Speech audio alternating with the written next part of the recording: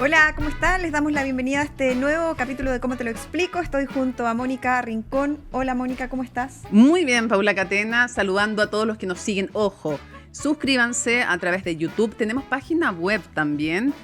También suscríbanse a Spotify y por supuesto nos pueden ver a través de latercera.com. Y hoy día tenemos como invitado, uno de nuestros invitados es el delegado presidencial de la región metropolitana, Germán Codina, que debería aparecer ahora. Ahí está en pantalla. Pero y luego el alcalde de Toledo. No, es broma. tenemos un debate. Sí. No, que ha estado en el centro de la noticia. Ya, y también tenemos a un invitado de lujo para que nos explique hartas cosas que están en el centro del debate. Ahí está Javier Couso, abogado constitucionalista y académico, no solo de la UDP, sino también de la impronunciable Universidad de Utrecht. Ahí sí. Ya. Pero lo pronunciaste bien ahora, sí. Bien, ya. Vamos. Y partimos.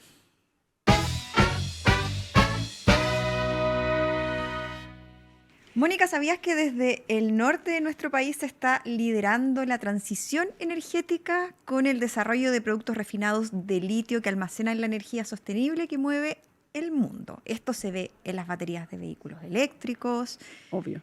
Y baterías estacionales. Hay litio chileno en todas esas cosas. Yo encuentro que es un orgullo porque además el litio, y ojo con esto, es un producto clave para la descarbonización global.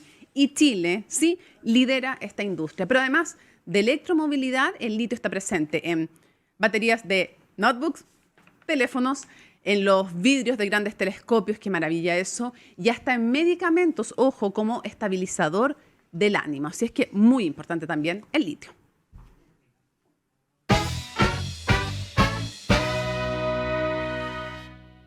Ya, disparo usted, disparo yo, en la pizarra informativa. Dispara tú. Ya, yo lo que quiero decir es que creo que en todo este enredo, que es uno de los primeros temas que vamos a hablar, porque son tres que nos vamos a dedicar básicamente. A ver, ¿cuáles son los tres? Según yo, no, sí, también te vi lo que tú habías escrito. Está medio galleteado. Pero, a ver, el desorden del gobierno y las discrepancias públicas, porque siempre hay desorden en todos los gobiernos, cuando trascienden públicamente es un tema. Lo otro, la salida del ahora ex subsecretario y todo la polémica con el tema... El efecto boomerang. Sí, efecto boomerang. Y la oposición, si es que está en que está, digamos. Pero lo primero, yo quiero decir que con todo este desorden, el gobierno cae en algo que han criticado ellos en el pasado mucho, y creo que con razón, y es perder esa sintonía fina con la gente, no estar trabajando en lo que tienen que trabajar, no están concentrados en las emergencias, sino que en desavenencias internas que finalmente crean desafección en la gente. Eso por un lado. Y en el contexto de una mega reforma que deben estar sacándole como lustre, estoy hablando a nivel de estrategia política, y en vez de eso están peleando, pero además una reforma que luego, no, si da los frutos esperados, van a ser de todos de ellos porque la sacaron tal como querían. Y si no, también los perjuicios no van a poder decirle a la oposición, la verdad es que esta reforma no fue tan buena, Paula, o no tuvo en el fondo los efectos esperados porque me la aguó la oposición. Quizá a Pedro Araya nomás le podrían decir algo. Claro, pero salvo eso, nada más, y por lo tanto, beneficios y costos son propios, aunque obvio que si le va bien a la economía después, la oposición va a decir, no, pero es por factores externos que ayudaron. Y si le va mal, el gobierno va a decir, no fue la reforma, fueron los temas externos. Yo creo que uno de los puntos que planteas tú respecto de, que es bien inentendible, que yo creo que cuesta entender, sobre todo por los partidos que deberían de estar celebrando. ¿Por qué digo celebrando? Porque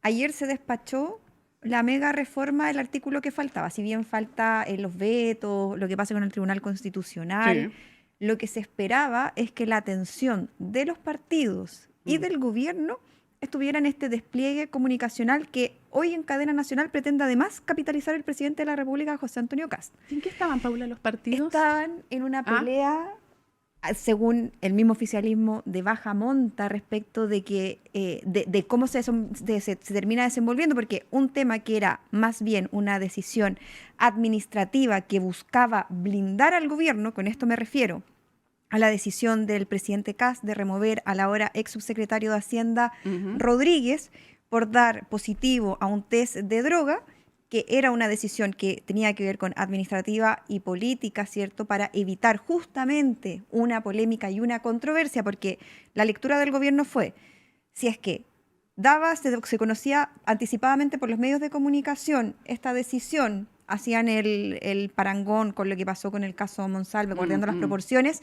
de que si no eran ellos los que informaban y la información salía por la prensa y ellos habían fijado un estándar elevado en campaña, eso les iba a generar un flanco. Pero resulta que la salida terminó transformándose en un problema político mayor, porque primero todos los partidos del oficialismo se resisten a la idea, o sea, dijeron que debería de haberse esperado la contramuestra antes de haberse tomado esa decisión. Mira, me voy a mandar un campo, es decir, voy a decir que es una chiva. ¿En qué sentido que la chiva es mala? Que ya puede que no sea chiva, que sea lo que ellos crean, pero la verdad es que había una forma mucho más fácil, como también lo hubo en el caso Monsalve. Es cierto que si se filtra, en eso tienen razón, este gobierno y el anterior, si se filtra sin que tú sepas, y lo vivió así en el fondo, sin que tú lo reconozcas públicamente, te queda la escoba, es verdad.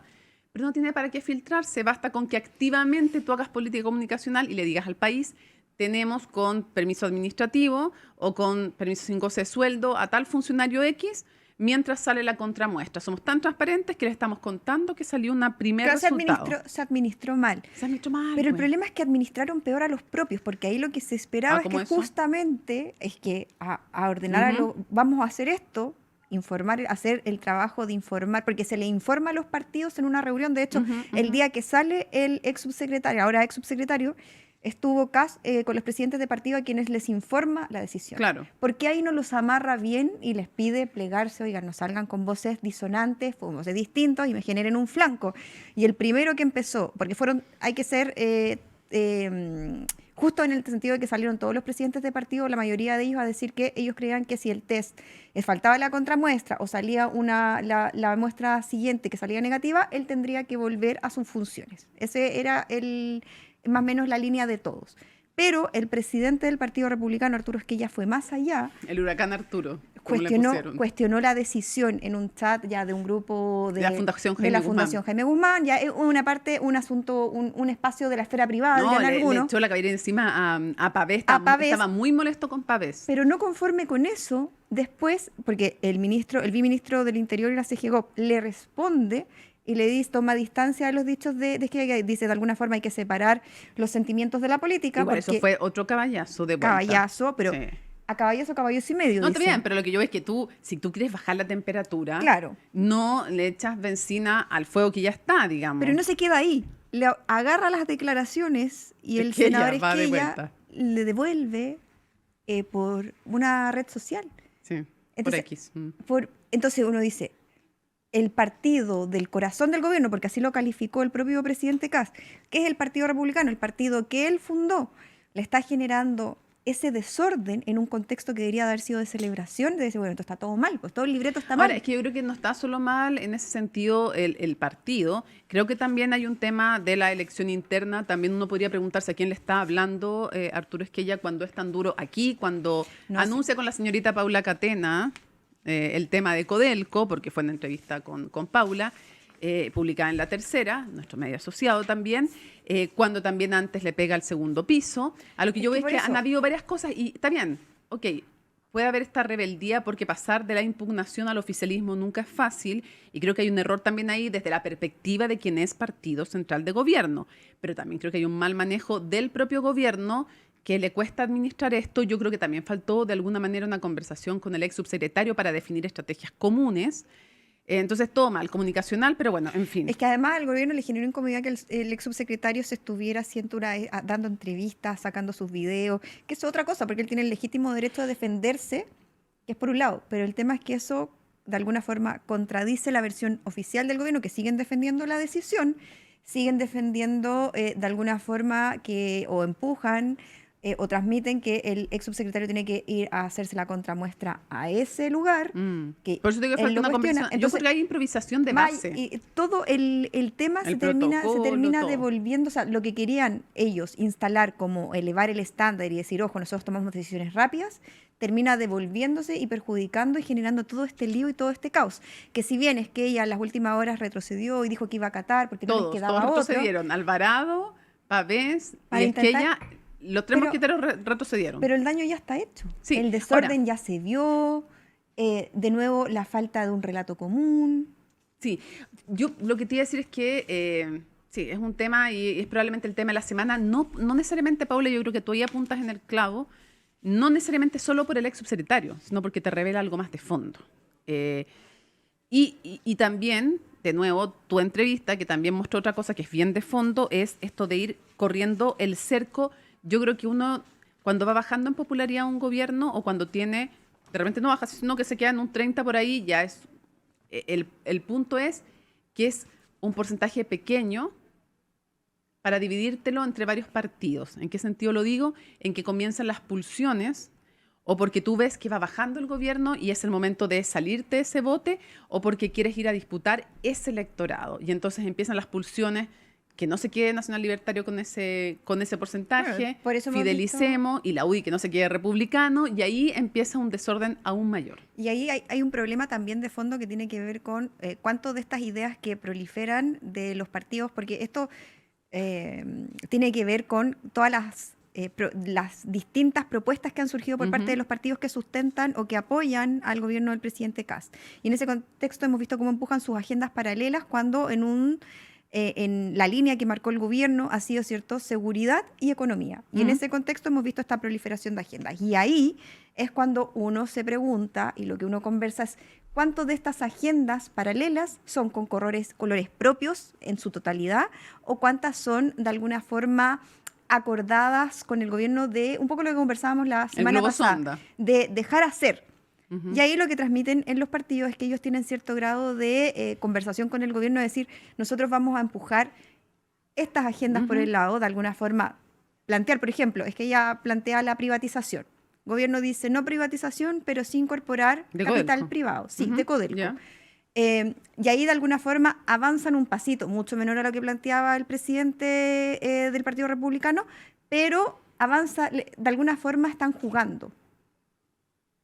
El tema es que yo creo que ahí son funcionales también Nacional Libertario, yo siempre lo he pensado. Claro, pero el tema es que cuando estás jugando a eso y puedes estar probando y esta cierta libertad que tienen, te termina perjudicando. Y ahí está el problema, porque esta proliferación de agendas paralelas, lo que pareciera ser, o lo que queda en la opinión pública, es que hay un problema de que el gobierno no tiene su propia agenda.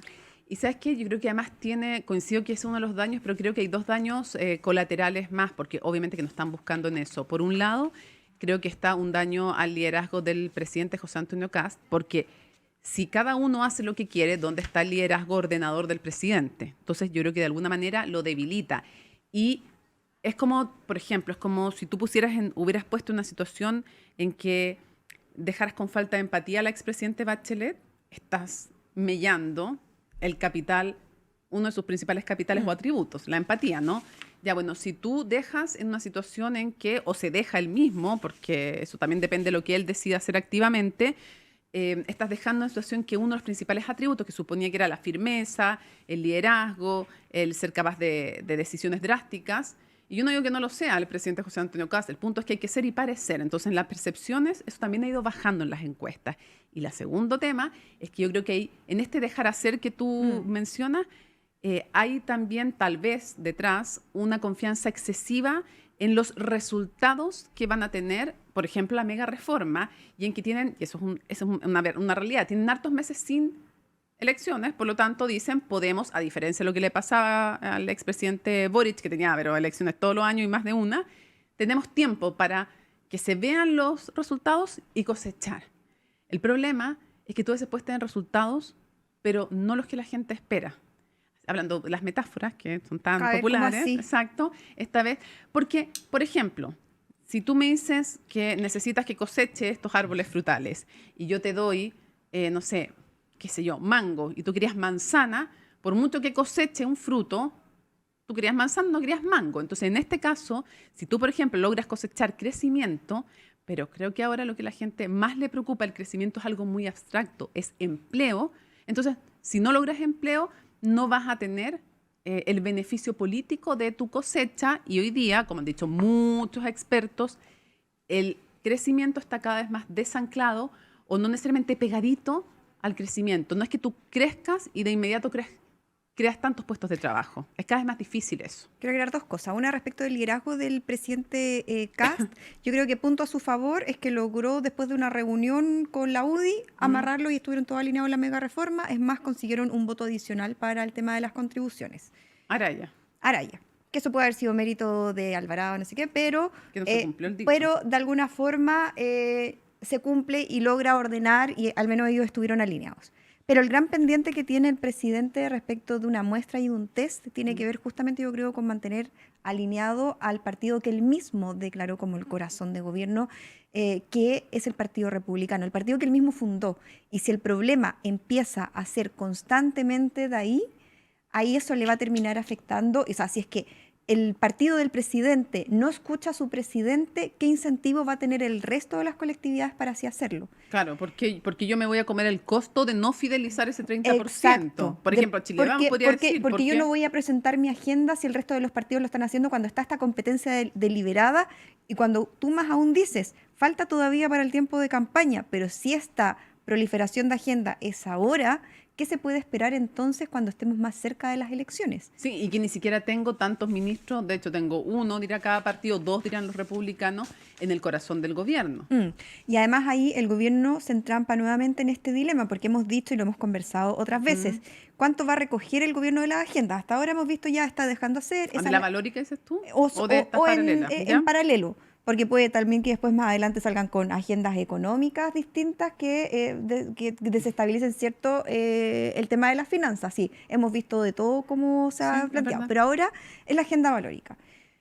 Ahora el gobierno ha mantenido esta estrategia de no pronunciarse o dejarlos hacer, pero hay que ver cuánto lo va a aguantar y eso lo hemos dicho antes, sobre todo porque hemos visto que ahora en el mismo gabinete empiezan a surgir voces que empiezan a tomar distancia, como por ejemplo pasó esta semana con la ministra de Salud y el proyecto Escucha su Corazón, que plantea directamente, no le veo el sentido a ese proyecto. Ahora, yo entiendo lo que tú dices de que ella dice que no tiene sentido y todo, porque no tiene sentido, además el proyecto, me permito adherir a lo que dice la ministra, pero me acordé de otra cosa, vocerías.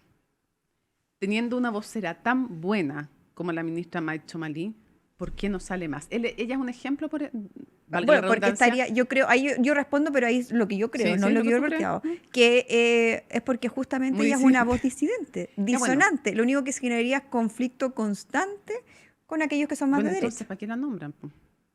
Es que por eso está en salud. Si saben cómo es que por eso está en salud y no como vocera. Está bien que voceree más entonces en salud, porque lo hace muy bien, creo yo. O sea, me parece que tiene una facilidad para expresarse, para comunicar agenda. Va a otro tema, porque mucho se ha escuchado de la falta de vocero, de que no hay vocería. Yo creo que el problema no es la falta de vocería, porque vocerías se hacen todos los lunes, después de los comités políticos ampliados. El tema es que no hay un relato común y ahí es tema de conducción política. A menos que la estrategia sea no tener estrategia común. ¿Te acuerdas que hubo una época en el comienzo de la democracia, la mejor estrategia es no tener estrategia? Bueno. No, pero a mí me disculpa, yo creo que hay un vocero que tiene doble función, no sé si es lo mejor o no, pero después de él creo que está costando mucho que vayan a los medios de comunicación los ministros y yo no entiendo porque yo creo que una condición así como básica para ser ministro, subsecretario, senador o diputado es ser capaz de responder en cualquier medio, cualquier entrevista, con cualquier conductor, pauta o lo que sea. Bueno, y me asombra que eso no sea como el desde en una democracia. Bueno. Y lo digo respecto de este gobierno y respecto de todos los anteriores. O sea, yo por lo menos, en serio, estoy hasta acá de la selficuña, en general de los parlamentarios. Es como cuando tú le pides contésteme tal cosa y ya, está bien. Pero esta cosa de que no exponerte a la contrapregunta, me parece que es realmente un problema cada vez más creciente. Y además que podríamos debatir de harto sobre eso, porque hay harto que conversar, pero ya nos van a retar y se nos pasa el tiempo. ¿La voz cuánto dijo? Que queremos ponerle, yo quiero poner... Ay, mira cómo habló ahora. 20. Ya, es que quiero ponerle voz. Deberíamos hacer un concurso para que en los comentarios nos digan cómo ponerle a la voz. Y postdata, ¿están invitados los ministros del gabinete si quieren venir? Todos invitados. Algunos han venido. Sí. Ministro García Rubino, ¿para qué? Cuña, sí. Poduje también vino para acá, si no sé qué decir que han venido. Y hay otros que están en carpeta. Campos también vino. Ministro Campos también vino. Hay otros que están ahí, estamos a la espera. Sí, los esperamos. Aquí.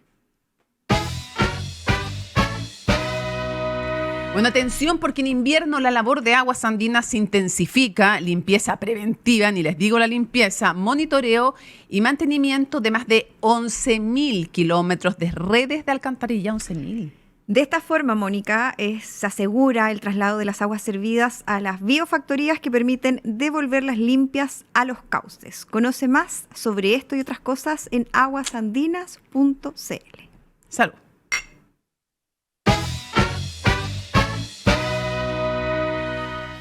Bueno, y vamos a nuestra segunda sección del podcast, ¿Cómo te lo explico? Esta sección que se llama Te lo explica, y tenemos un invitado de lujo hoy día para que nos explique hartas cosas. Nos referimos a Javier Couso, abogado constitucionalista, académico de la Universidad Diego Portales y de la Unidad de Utrecht. ¿Lo dije bien o no? Utrecht, sí. sí. Muy bien. Javier, qué gusto, qué honor tenerte con nosotras. Un gusto para mí. Bienvenido. Paula, Mónica. A ver, lo primero que queremos preguntarte es sobre esta mega reforma. Ya los parlamentarios de oposición anunciaron que van básicamente por dos cosas, después las podemos separar y analizar cada uno por separado: invariabilidad y también por esta compensación que haría el Estado cuando se les rechace una RCA en tribunales, una RCA ya aprobada. ¿Qué tan inédito es este pronunciamiento? ¿Qué tan fácil o difícil lo va a tener el Tribunal Constitucional? A ver, desde el punto de vista de la trayectoria del Tribunal Constitucional, no es algo inédito. Lo que lo hace altamente emblemático es que es un proyecto, yo diría, que para el gobierno ha tenido un insumo de energía gigantesco, energía política, que al Parlamento lo tuvo 4 o 5 meses trabajando. Entonces, y también que es una de las leyes misceláneas más robustas de la historia desde el retorno a la democracia. No recuerdo otra ley que tenga tanta sustancia en una sola, legislación, pedazo de legislación. Uh-huh. Pero no se ha pronunciado nunca antes el Tribunal Constitucional sobre invariabilidad.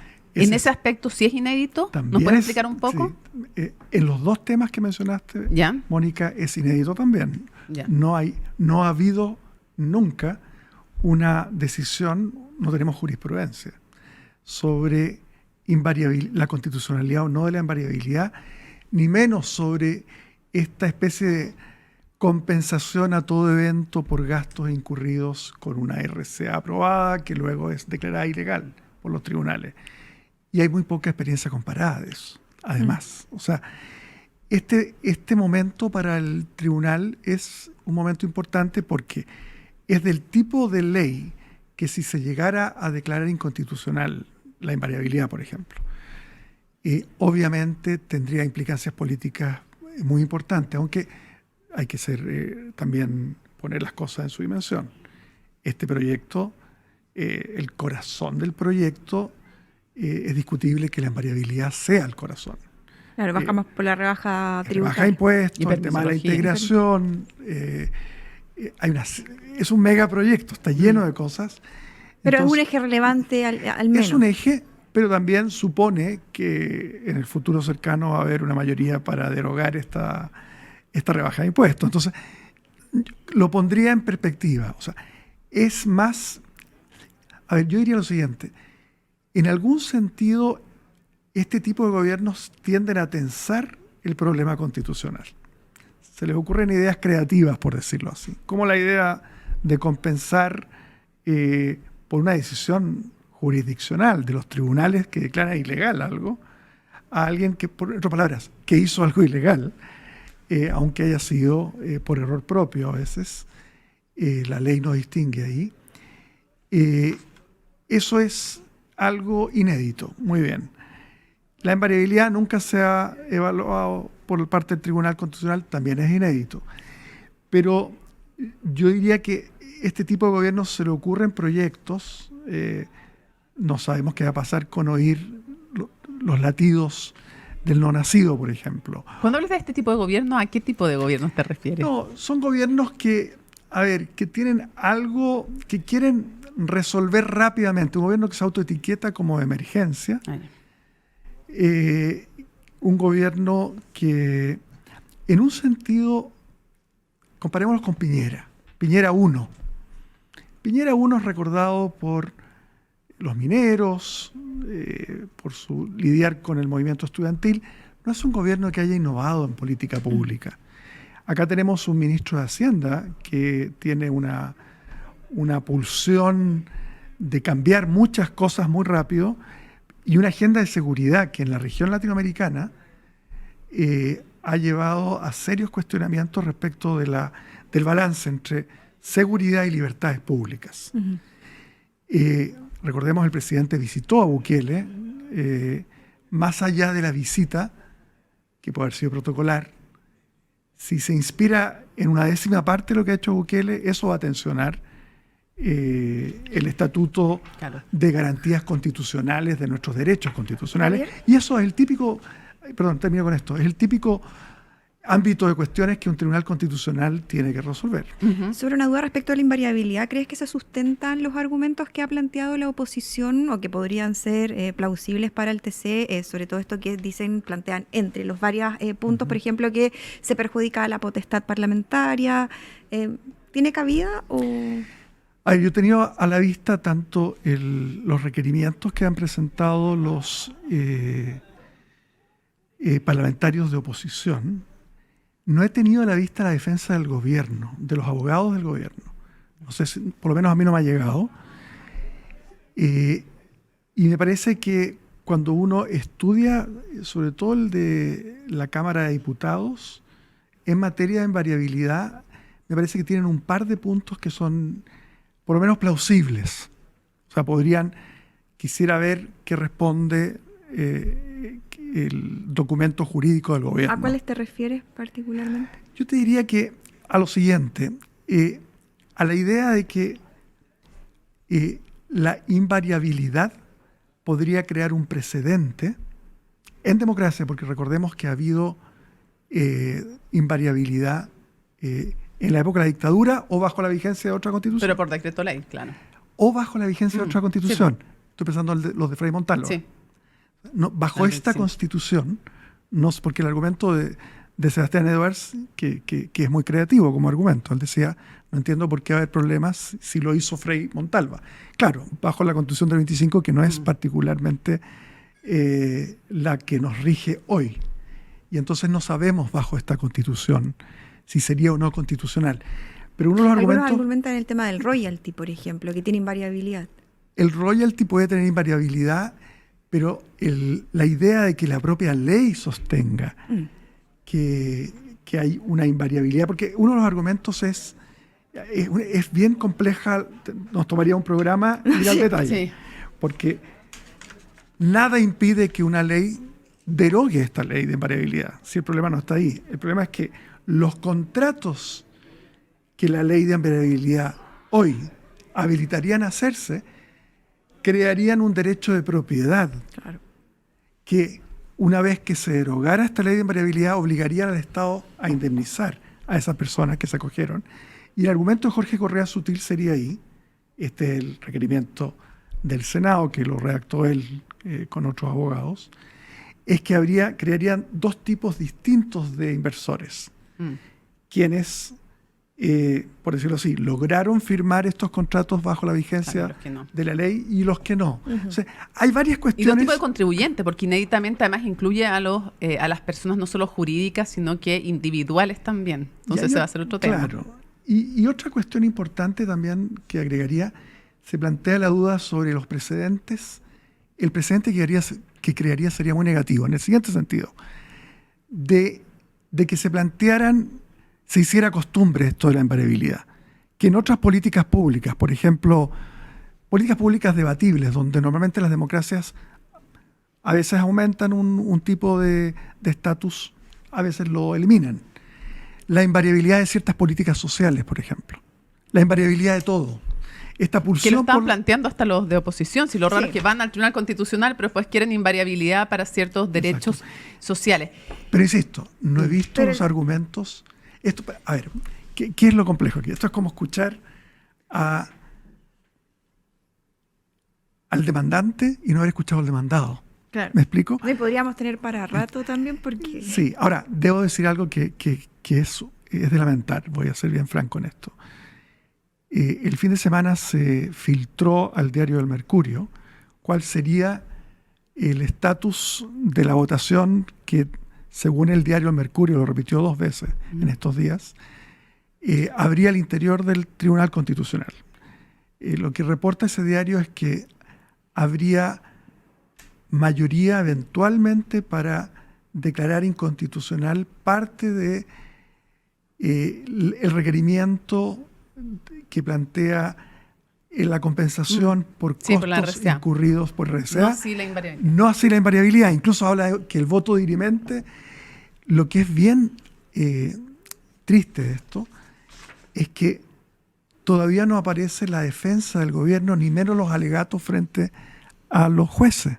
Y ya tendríamos un resultado. Suponiéndolo, claro, haciendo como el link con la sensibilidad supuesta de cada uno de los jueces. Por supuesto. Esto es en el supuesto que Mercurio no está carrileándose en buen chileno. Claro. Si hay un mínimo viso de verosimilitud en lo que reportó 2 veces el Mercurio en los últimos 5 días, tendríamos que el TC habría decidido antes de escuchar al gobierno su respuesta y a los abogados exponer ante ellos. Queremos llevarte a otro tema que tiene que ver con las reformas que todavía no conocemos en su detalle, pero se ha hablado de reformas constitucionales para habilitar leyes en el ámbito de la seguridad.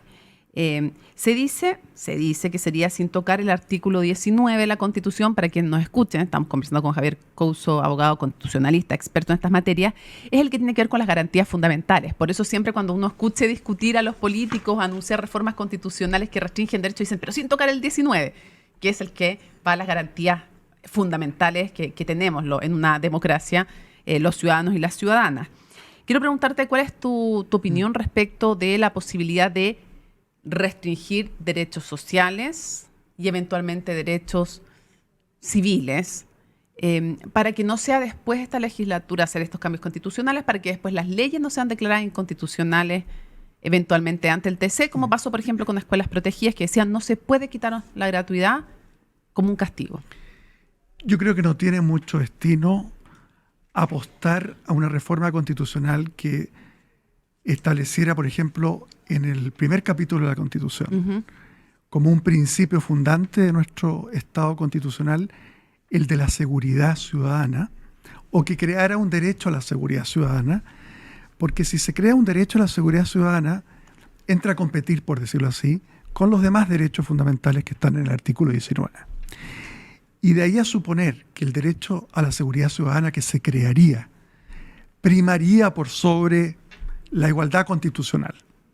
Porque esto de privar a personas que delinquen de acceso a beneficios sociales, el gran problema que tiene es que hay una obvia discriminación arbitraria respecto de quienes necesitan beneficios sociales y quienes no necesitan de beneficios sociales.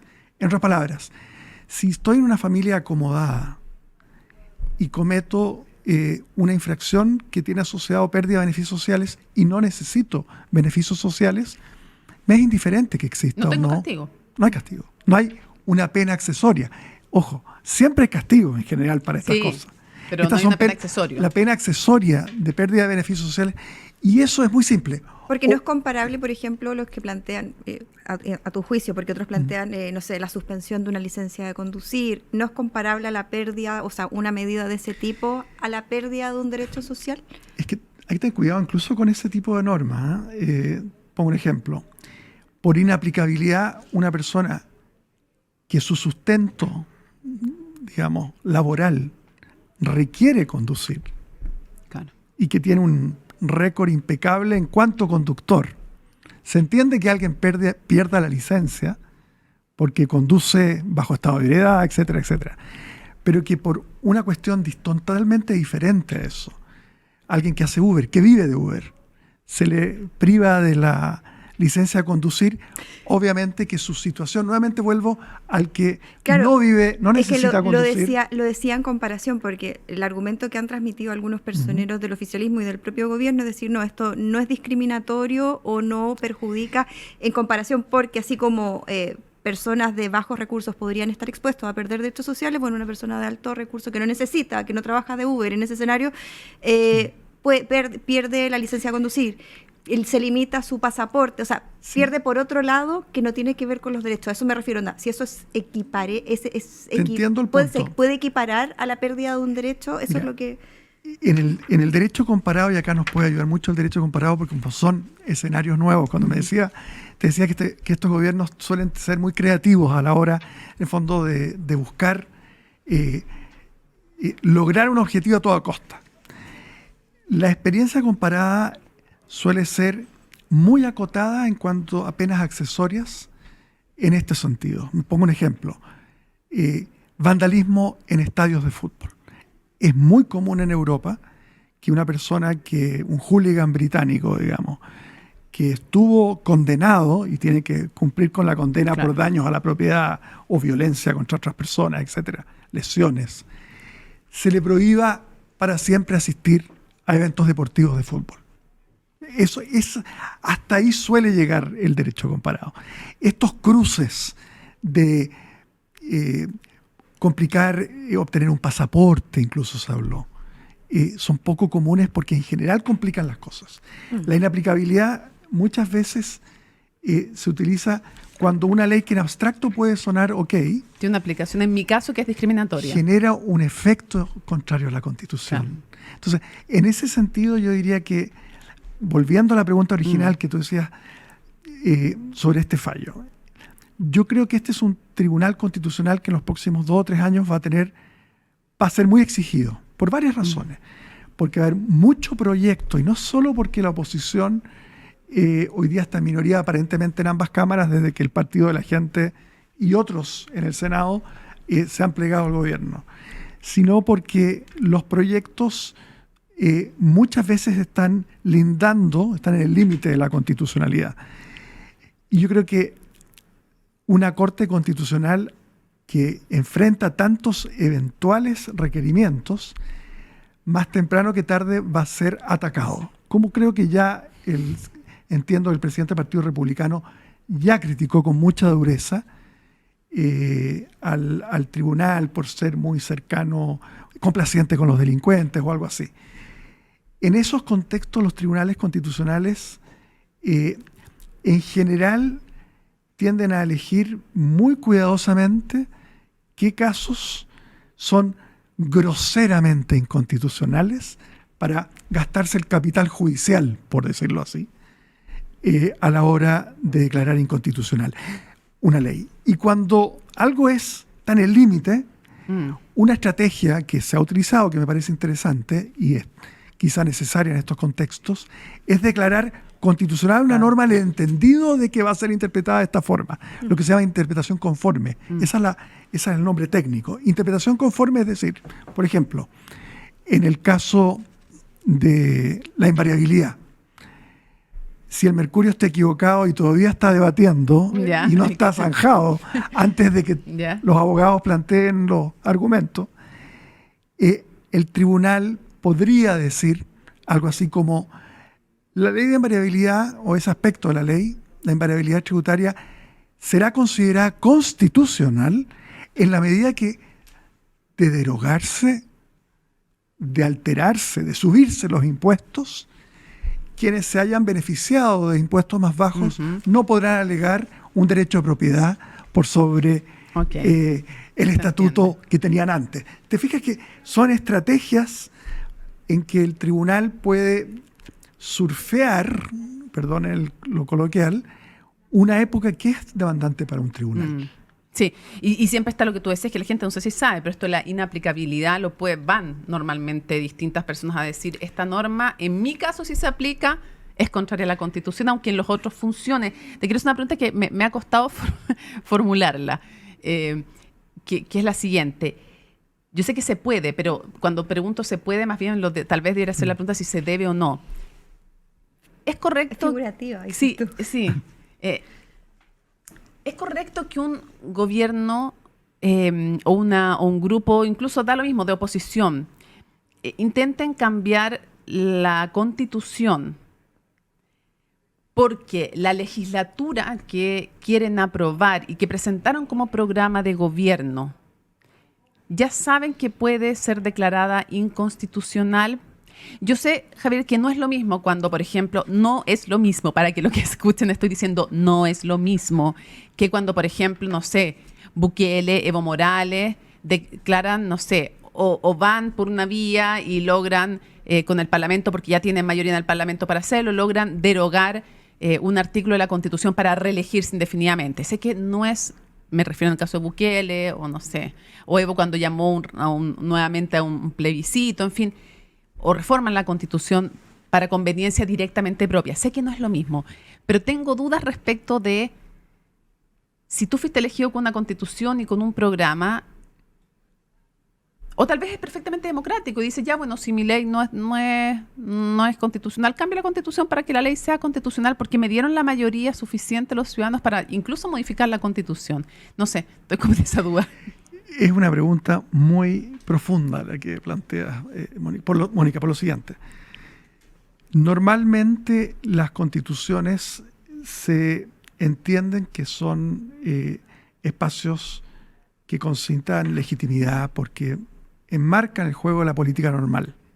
Entonces, ir a cambiar la Constitución porque el Tribunal Constitucional interpretó una norma fundante de este juego de la política no es algo baladí, eso es un hecho. Tampoco es ilegítimo. No es ilegítimo excepto, supongamos que una mayoría circunstancial planteara vamos a modificar el artículo 4 que señala que Chile es una república democrática. Tenemos los votos y vamos a modificarla. Y ahora va a ser una monarquía. Ponte tú. Absoluta. Aún así, la doctrina de que ese tipo, incluso esa reforma constitucional, sería inconstitucional, es muy excepcional. Se ha utilizado, la Corte Constitucional de Colombia la utilizó, reformas constitucionales que son inconstitucionales por motivos de fondo, no porque faltaron los votos, no porque no hubo quórum, sino porque la sustancia de lo decidido es, en el fondo, habilitar que una mayoría circunstancial use la democracia para destruir la democracia. O cuando atentan contra tratados, que están por sobre las constituciones. Ahora, es que es complejo eso porque no todos los países tienen la doctrina de que los tratados están por sobre. No digo, en los casos en que sí. En Chile no está claro.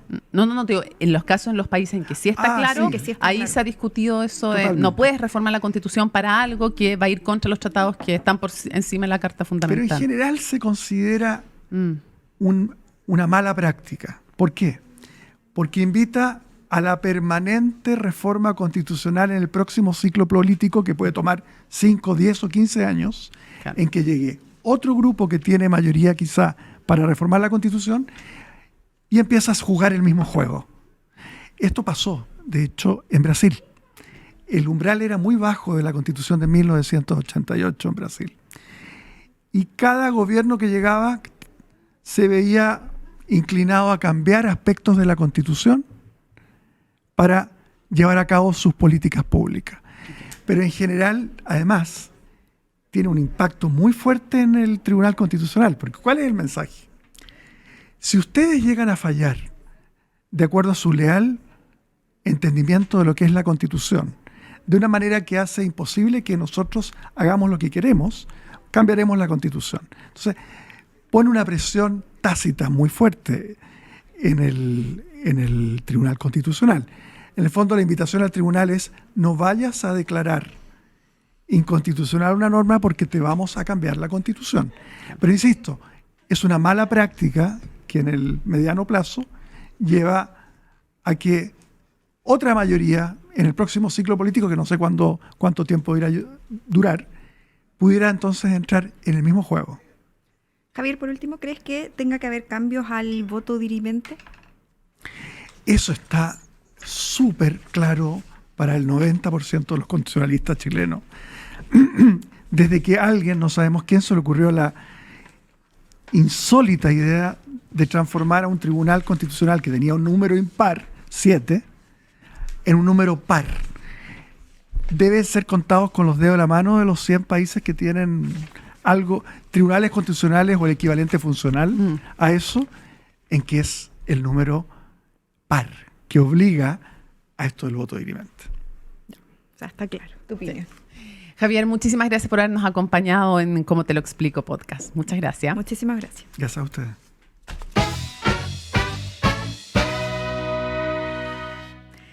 Mónica, ¿sabías que la ciencia chilena suma un nuevo hito de la mano de investigadores de la Universidad Andrés Bello, quienes descubrieron una especie de pulpo en aguas profundas en el Pacífico suroriental?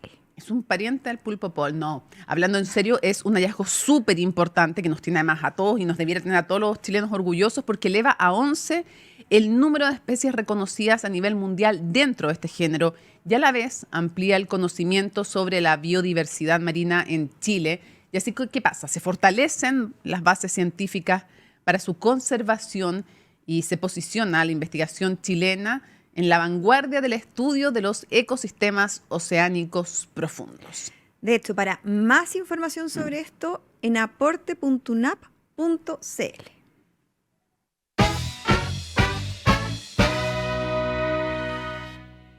Y en este nuevo episodio de ¿Cómo te lo explico?, en esta tercera sección que se llama ¿Y tú qué opinas?, nos acompaña el delegado presidencial de la región metropolitana, que le damos la bienvenida, Germán Codina. Muchas gracias por estar aquí con nosotras. Bienvenido.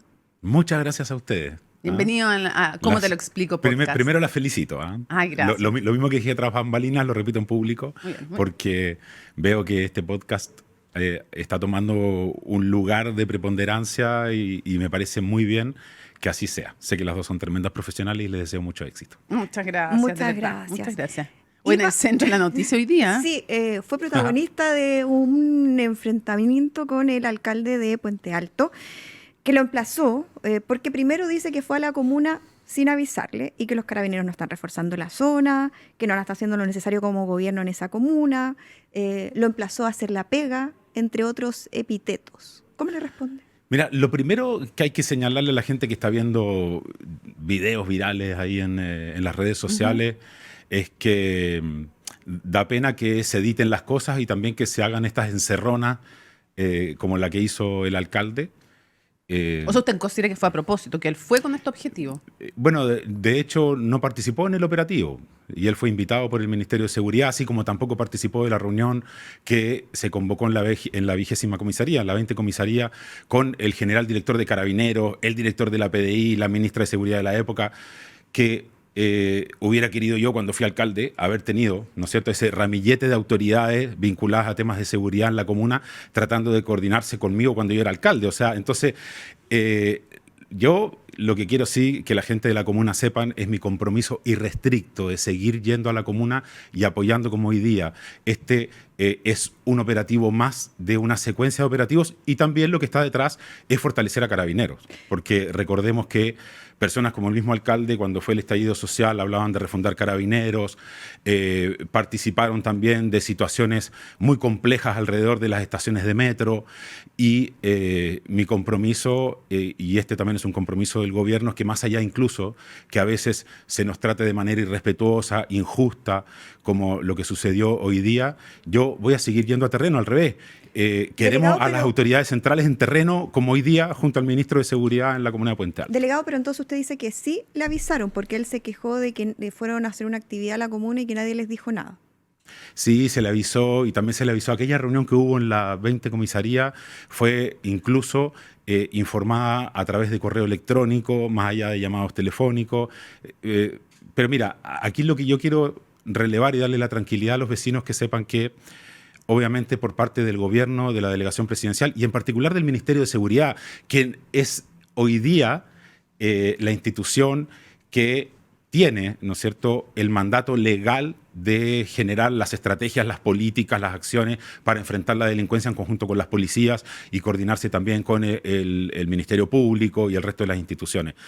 Tanto es así que le acaban de traspasar Gendarmería al Ministerio de Seguridad, algo que es histórico, salió del Ministerio de Justicia. Entonces, ¿qué te quiero decir? Aquí hay un esfuerzo enorme, incluso el mismo presidente de la República, el día del aniversario de Carabineros, anunció una serie de medidas que ya se concretaron en un proyecto para fortalecer la carrera institucional de Carabineros y romper la tendencia a la baja de la dotación policial que se registró durante los últimos 10 años en nuestro país y que no vi ninguna política real, seria, de parte del gobierno anterior, ¿no es cierto?, para cambiar esa tendencia. Entonces, vamos a aclarar un par de cosas de lo que usted dice. Lo primero, ¿por qué usted dice que es injusto lo que pasó hoy día y la actuación del alcalde de Puente Alto? Mira, primero decirte que Cuando tú observas el trabajo que he ido desarrollando en la región metropolitana, anoche estuve hasta las casi 2 de la mañana con la alcaldesa Bobadilla en Quilicura por el incendio que hay de una planta productora de plástico, y lo que ella menciona en la prensa, lo dice ella, o sea, oye, se agradece que tengamos un delegado presidencial que está en terreno, que está tratando de colaborar con las distintas autoridades locales, que ha cambiado el foco del trabajo desde la delegación presidencial y que ha sido positivo eso. Por eso, entonces, si usted me pudiera resumir en un concepto, porque usted dice, primero, que es una encerrona, y segundo, que es injusto lo que le acusa a usted el alcalde de Puente Alto. Mira, si hubiera existido buena voluntad por parte del alcalde de ir a colaborar, hubiera llegado al operativo, se hubiera juntado y se hubiera tomado 5 minutos por lo menos para haber hablado con el ministro Arrau de Seguridad. Yo sé que la comuna de Puente Alto es una comuna muy golpeada por temas de delincuencia. Esto es algo que sabemos, sucede en general y se instaló producto de la impunidad, del garantismo. Podemos discutirlo latamente, pero en la práctica sabemos que nos tocó asumir un gobierno que tenía, ¿no es cierto?, y tiene como uno de sus grandes desafíos enfrentar la delincuencia. Entonces, cuando un alcalde, y sea cual sea, en este caso me duele por la comuna de Puente Alto, que le tengo un cariño especial, la gente sabe, fui 12 años alcalde, y me hubiera encantado durante esos 12 años haber tenido la cantidad de ministros que ya han visitado la comuna en estos pocos meses. Este es un tema prioritario y eso necesita también la concurrencia de las autoridades locales. De hecho, acaba de salir una ley de seguridad municipal. ¿No está colaborando el alcalde, cree usted? ¿Como a usted le gustaría? No está colaborando. Sí, lo primero que tienes que hacer para colaborar es asistir a las reuniones que se te convoca, asistir a las distintas instancias que te permiten también acercarte a las autoridades, ir estableciendo también un camino común de trabajo. Lo único que vi hace una semana o 2 semanas atrás fue el uso desmedido de la fuerza por parte de un funcionario municipal que golpeó con una luma a una persona que estaba vendiendo en la calle y que si eso lo hubiera hecho un carabinero, hoy día estaría dado de baja. Me gustaría saber realmente qué está pasando con esos funcionarios municipales que usan excesivamente la fuerza. Delegado, ¿y por qué dijo que fue una encerrona?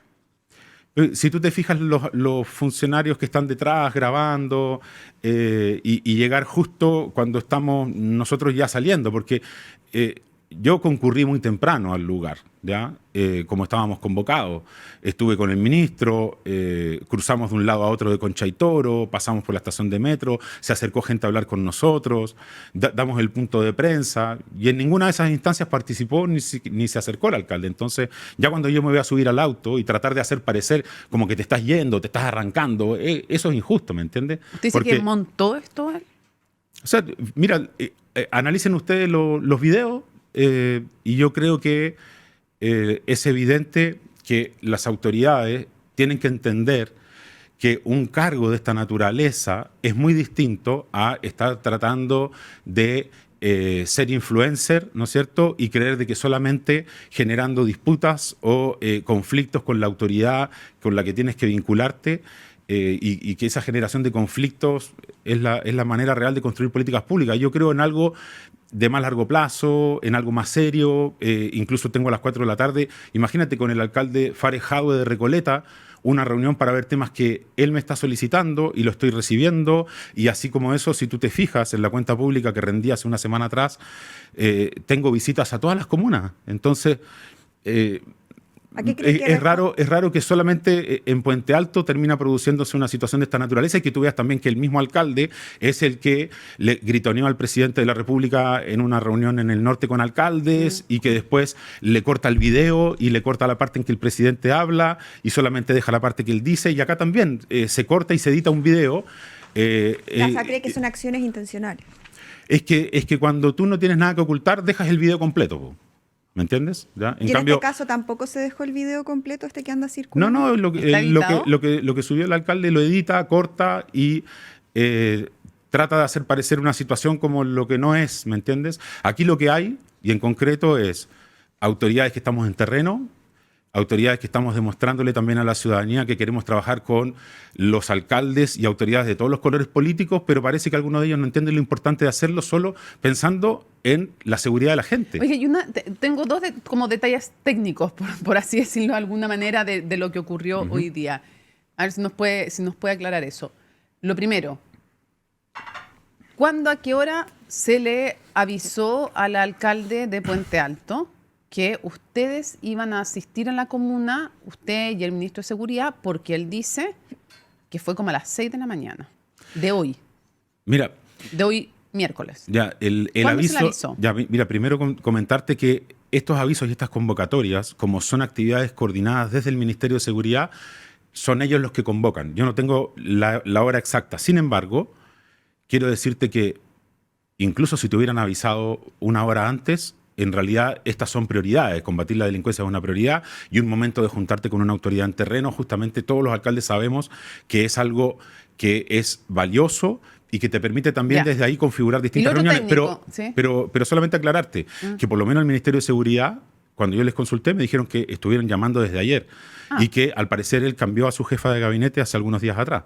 ¿No tienen el teléfono del alcalde para llamarlo directo? ¿Perdón? ¿No tienen el teléfono del alcalde para llamarlo directo? Claro, desde el pero Ministerio del es que te Interior, tiene me que refiero? contestar y yo creo que el Ministerio de Seguridad probablemente no le contestó. pero lo llamaron.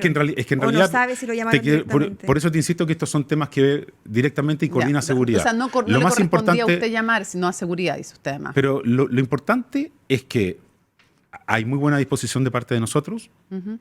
Nosotros tenemos que entender y nosotros lo entendemos. Y esperamos que el alcalde recapacite, esperamos que esa violencia que se ve por parte de él en el video sea algo que no se transforme en habitual, porque no es la manera de trabajar, faltándole el respeto al resto de las autoridades con las que tienes que sentarte a tratar de sacar políticas públicas que mejoren las condiciones de seguridad y también la calidad de vida de tus La otra vecinos. duda que dejó de lo que usted dijo, ¿esto comenzó tenso desde que ustedes se ven en el lugar? ¿La tensión? No. ¿De hoy día dices Sí. tú? No, de hecho, parte del video que justamente editan por parte de ellos y no muestran es cuando de manera muy correcta, justamente cuando yo veo que está el alcalde atrás mío, voy, lo saludo. Estos son videos que incluso tal vez después en algún minuto se difundan en las redes sociales. Yo creo que es importante que la gente vea toda la secuencia O sea, de lo los saludó acontecimientos. normal, dice usted, y después... Pero por supuesto. Oye, y a todas las autoridades en general, incluso aunque puedan pensar muy distintos. Y cuando me tocó ser presidente de los municipios, yo me sentaba con alcaldes de tendencias políticas muy distintas y la gente sabe que es así. De hecho, como te mencionaba, la alcaldesa de Quilicura, que no es de mi sector político, anoche reconoce en los medios el trabajo que estamos haciendo, valora que uno está en terreno, pero en cambio acá, en vez de valorar que uno está en terreno, tratan de pintarlo como que en realidad no es algo valioso. Y eso yo creo que es algo que tiene que recapacitar el alcalde y espero que la juventud no le juegue en contra en este caso. Delegado, y sobre el fondo de lo que acusa el alcalde respecto de que el gobierno no está llegando bien a la zona de Puente Alto, que no se están administrando bien las policías, que hay un déficit respecto del manejo del Ejecutivo en esa zona. ¿Hay algo de eso, cree usted, o discrepa de la acusación del alcalde? Mira, yo conozco muy bien la comuna. Sé que a pesar de tener 3 comisarías, que bien las quisieran otras comunas, ¿no es cierto? La 38, la 66 y la 20, además de la subcomisaría San Jerónimo, es una comuna que, y esto es algo también compartido a nivel nacional, todas las comunas te están reclamando permanentemente que quieren más carabineros. Entonces, lo primero es sensibilizarse con lo que está sufriendo la gente de a pie en la calle, ¿ya? Y seamos realistas, sabemos que hay una crisis de seguridad en el país que, si bien es cierto, se ha instalado durante los últimos años, eso tampoco puede ser excusa para que no generemos las políticas, las acciones necesarias para revertir esta situación. Y eso es parte también de las preocupaciones que ha tenido el ministro Rau, el mismo presidente de la República, y cuando yo te menciono que se ha implementado un programa, ¿no es cierto?, y un plan de trabajo para fortalecer nuevamente el ingreso a la Escuela de Carabineros como una manera de revertir la tendencia a la baja de las dotaciones, porque sabemos que para poder distribuir más carabineros en distintas comisarías necesitas también tener más carabineros dentro de la institución, lo que hace 10 años venía a la baja. Entonces, los últimos 5 años, más o menos los últimos 5 años, la disminución de la dotación de carabineros fueron 4.000 carabineros. Y esto es algo que nunca se informó adecuadamente ni se hizo ver a la población que este era un problema objetivo, real, que estaba aconteciendo, y se pronunció desde el momento del estallido social, producto de que muchos carabineros también probablemente sintieron que la institución no estaba teniendo el apoyo político y ciudadano necesario como para ser atractivo e incorporarte en la institución. Queremos ir a otros temas, pero antes solo una cosa que usted dijo sobre el metro y el estallido. Usted dijo, para no dejarlo pasar, porque es bueno aclararlo, porque puede ser un tema, una acusación grave, usted dijo que el alcalde de Puente Alto se había visto involucrado en situaciones, creo que las calificó de delicadas, cerca del metro durante el estallido. ¿A qué se refiere? Bueno, ¿De qué acusan concreto al alcalde? Él tenía muchas imágenes en ese momento de cuando se producían situaciones en las afueras del metro. La verdad es que creo que ahí lo que hay que hacer es recapitular tal vez pero en publicaciones concreto para entender de qué está acusando al probablemente alcalde. las haya borrado. No, yo no lo acuso de nada. Solamente te digo que una persona que en algún minuto fue contradictor y que permanentemente... incluso el gobierno anterior, recordemos que cuando asume, ¿no es cierto?, el presidente Boric, lo que plantean es tratar de refundar Carabineros, estamos en un proceso, acuérdate, constituyente, el gobierno espera ese proceso constituyente para tratar de instalar, ¿no es cierto?, una nueva institucionalidad, el gobierno pierde esa instancia, entonces en ese gobierno comenzó tratando de refundar y cambiar Carabineros. Nosotros lo que hemos hecho es tratar de fortalecer el trabajo con Carabineros. Del metro, que subió ¿Cuál era la imágenes del acusación? metro. Claro, ¿cuál es la acusación? Que subió, Que difundió, que el alcalde que incitó. difundió imágenes, que estaba a favor de las protestas. ¿Qué es lo que está diciendo para entender? No entendí. No, que en ese momento el ataque que sufrió Carabineros te demuestra que probablemente por parte del alcalde no existe una cercanía ni una proximidad con la institución que hoy día tiene que ser la mejor aliada en el combate a la delincuencia. ¿Me entiendes? Entonces, lo que yo le pido al alcalde es que entienda que uno siempre tiene que poner primero a la ciudadanía. Poner primero a la ciudadanía significa dejar de lado esas visiones ideológicas. Entonces, cuando el ministro de Seguridad va a concurrir él dice que quiere más carabinero y todo, y que se lleva bien con ellos, y que trabaja bien con carabinero en todo caso. Ha sido bien elogioso con carabinero. El cuestionamiento no a la institución. Sí, no es a la institución, sino que al gobierno. Claro, pero es algo que también tiene que transmitirse en las acciones. Y lo que tú ves hoy día, en realidad... es un ataque a un operativo, porque en el fondo habla de que el operativo solamente, ¿me entiendes? Le pone epítetos, ¿ya? Sí. Entonces todos esos epítetos, ¿ya? Todas esas etiquetas que le pone para tratar de dañar el operativo, en realidad lo que te está diciendo es que con sus acciones no está siendo coherente con lo que te dijo antes. Delegado, queríamos preguntarle su opinión respecto de, en su calidad, ¿cierto?, de exalcalde de una comuna grande. ¿Le gusta la compensación que se aprobó para los municipios a raíz de la exención de contribuciones a partir de los 65 años? A ver, mira, primero debo decirte de que cuando fui presidente de los municipios, uno de los temas fundamentales que planteé siempre fue la necesidad de discutir seriamente los mecanismos por los cuales se establecen formas de compensación entre las municipalidades para que existiera más equidad en los recursos que maneja cada municipalidad. Por tanto, primero quiero ir al tema de fondo, ¿ya? Yo comparto la opinión de alcaldes de derecha y de izquierda de que el Fondo Común Municipal sí debiera ser analizado en las formas en las que se distribuyen los recursos. ¿Estamos? Para que le toque más a las comunas más pobres, para que sea más ¿no? equitativo. Claro, para que sea más equitativo, porque tú tienes comunas que administran, ¿no es cierto?, muy pocos recursos con relación a las demandas o las necesidades que tienen, ¿ya? Y esto es algo histórico, que se ha ido corrigiendo, ¿ya? Pero que no es suficiente.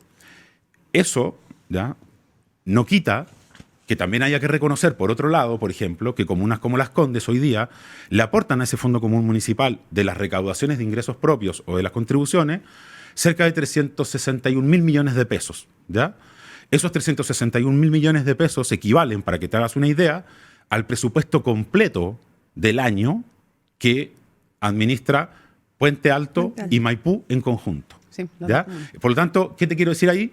Que también hay que desvirtuar, ¿ya? Así como desvirtuemos el conflicto de que si unos quieren o no quieren la distribución equitativa, yo creo que en general todos los alcaldes entienden que hay algo que corregir. ¿Estamos? ¿Ya? Del Fondo Común Municipal. O sea, Del Fondo Común Municipal y cómo se distribuye la plata y los per cápita. Y dos, está claro que hay municipios que hoy día están haciendo un tremendo esfuerzo. Entonces, ¿cuál ha sido el problema? ¿Y qué es lo que han planteado los municipios y los alcaldes históricamente?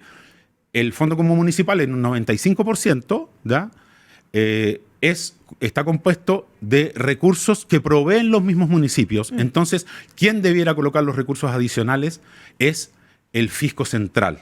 ¿Ya? ¿Estamos? Entonces, siempre se ha dicho, y por alcaldes de derecha y de izquierda. ¿Estamos? Sí, ahora el problema es otro. Y por eso le pregunto... Es que trato de encadenar. De contextualizar. Sí, porque en el fondo aquí hay muchos temas. Entonces, cuando se plantea eliminar las contribuciones, que es una tremenda noticia, me da pena que...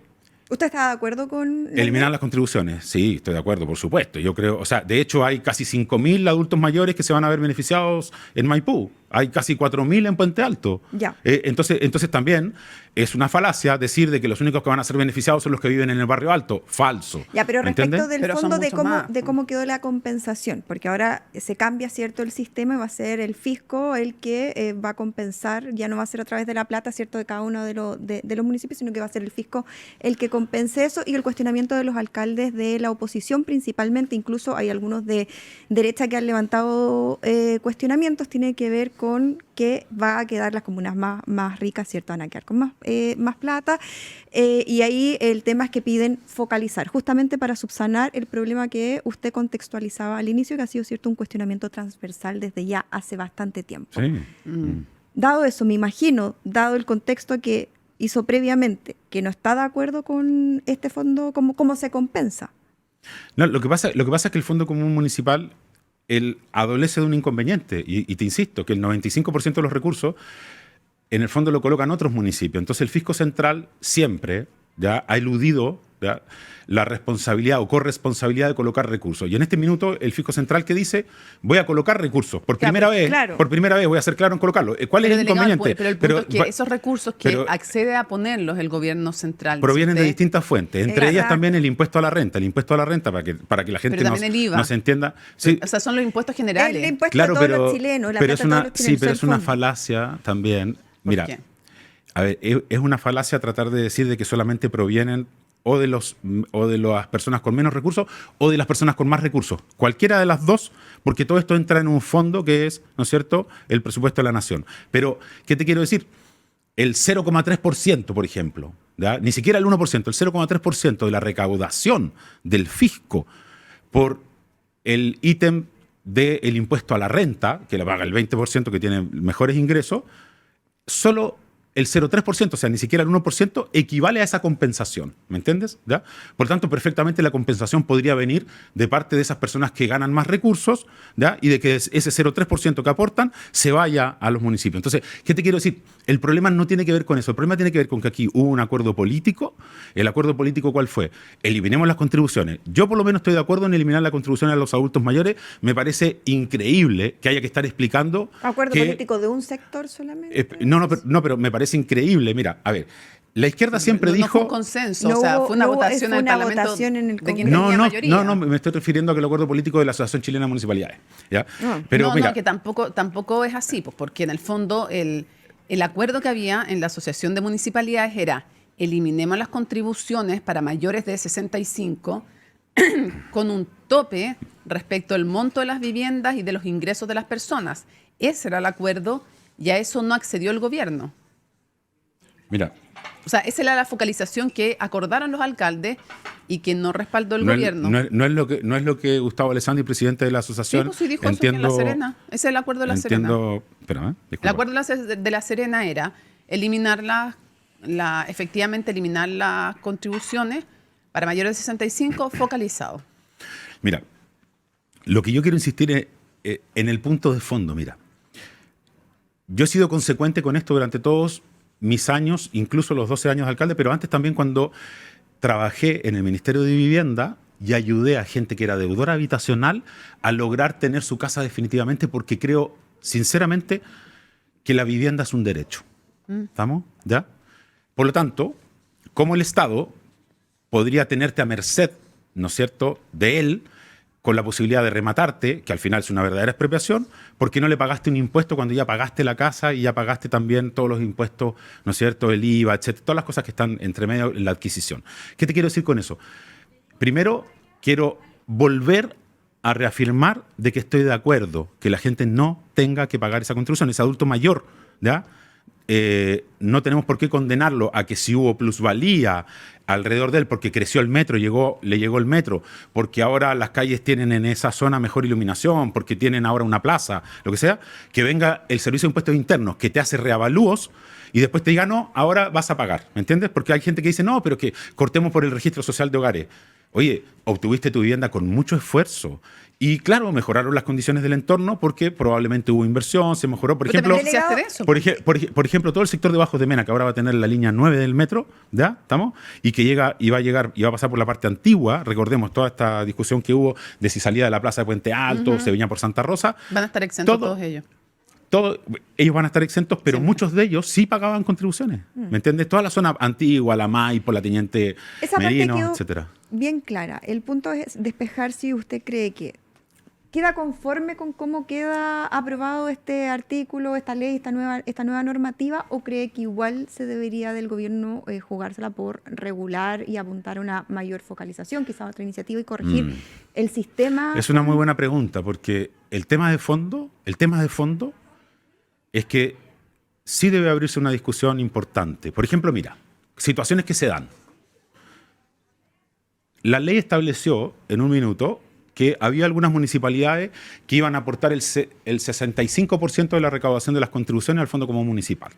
¿Estamos? ¿Ya? Está Vitacura, Las Condes, Providencia, y hacen un aporte importante. Yo te decía recién que Las Condes aporta 361 mil millones de pesos, pero también con patentes y con multas, etcétera. Es un conjunto de elementos. Pero, ¿qué sucedió con el tiempo?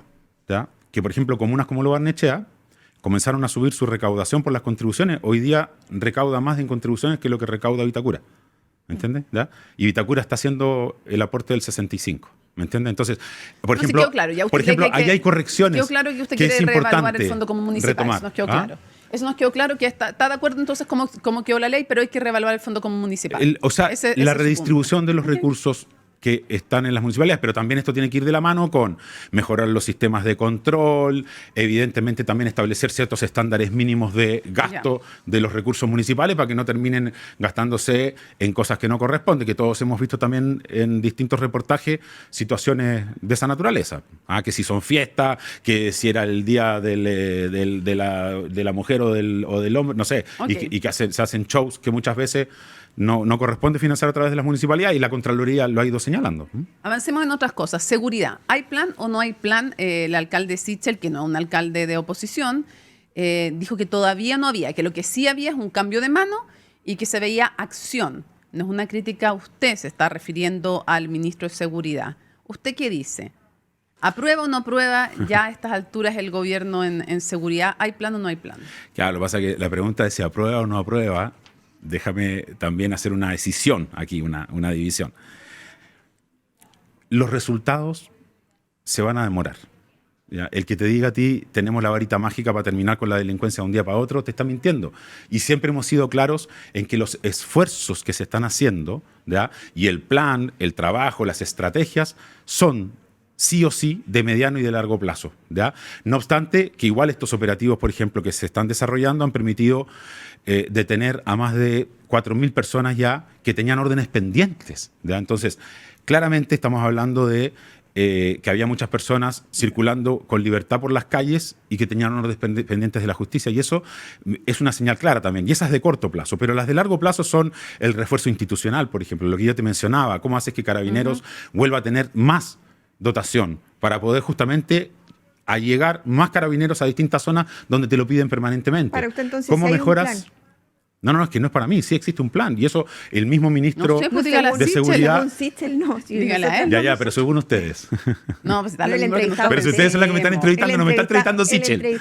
Por eso, pero le confrontamos con la declaración de alguien que no es de oposición. De alguien que es del sector. Pero Exacto, está claro, y el ministro en esto ha sido, mira, el ministro ha sido tajante, incluso tú sabes que este esfuerzo financiero de aumentar la dotación de carabineros y también ir mejorando, por ejemplo, a través de la incorporación de 1.000 civiles a la institución, tomar 1.000 carabineros y sacarlos a la calle, son esfuerzos financieros al final. ¿ya? Que obviamente el gobierno está haciendo. Entonces, ¿qué te quiero decir? Ese esfuerzo financiero te demuestra claramente una convicción del presidente, del ministro de Seguridad y del sector de fortalecer el combate a la delincuencia, a pesar de que hay estrecheces económicas, hay una clara decisión de seguir fortaleciendo la institución. Y, por ejemplo, está el tema también de Gendarmería, con el proyecto para las cárceles, etcétera. ¿Y por qué cree que personeros de su propio sector creen todavía o piensan que no se ve un plan? ¿Es un problema de comunicación entonces que falta ahí, que carecen todavía de eso? ¿O quizás se generaron expectativas demasiado altas que no han podido todavía cumplir? Mira, yo creo que los resultados, que te insisto siempre en políticas, sobre todo de seguridad, son resultados de mediano y largo plazo, porque también muchas de las políticas de seguridad tienen que ir a la prevención, y esa prevención obviamente siempre se tiene que trabajar para el largo plazo. Yo te diría que aquí el tema tiene que ver más bien con los resultados, como bien dijo el ministro Arrau. Si bien es cierto, hay disminuciones en homicidios, ¿no es cierto?, en robos con intimidación, etcétera. Finalmente, esas disminuciones, frente al problema tan grande que hay, ¿ya?, son disminuciones que la gente considera que son insuficientes, y uno tiene que entender que son insuficientes. Es un avance, por cierto, pero claro, si te pones en el lugar de la persona que está sufriendo la delincuencia, que tiene miedo a salir a la calle, ¿ya?, claro, está claro que siempre se necesita hacer más, y por eso también, en este caso, hay que seguir con la línea que está desarrollando el Ministerio de Seguridad, que dicho sea de paso, su creación es un hito institucional sumamente importante. Al cual se opuso el actual presidente. Pero fíjese que dentro de las cosas que ha ido admitiendo, claro, pero dentro de las cosas que ha ido admitiendo, porque también uno tiene derecho a cambiar de opinión. Sí, y les pasa a todos los políticos que cambian de opinión.